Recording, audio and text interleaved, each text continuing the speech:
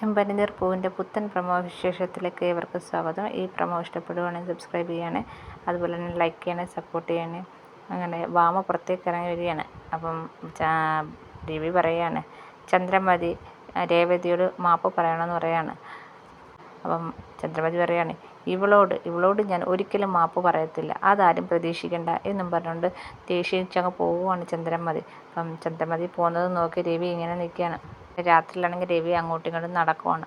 അങ്ങോട്ടേക്ക് നമ്മുടെ സച്ചി വരുന്നതാണ്. സച്ചി എന്നിട്ട് പറയാണ് നമ്മളെപ്പോലെ എല്ലാവരും ആവണമെന്ന് വിചാരിക്കുന്നത് തെറ്റല്ലേ അച്ഛാ എന്ന് പറയാണ്. നമ്മളൊന്ന് ക്ഷമിച്ചാൽ അതല്ലേ ഏറ്റവും വലിയ കാര്യം എന്നും പറഞ്ഞ് സച്ചി രവിയോട് പറയുന്നുണ്ട്.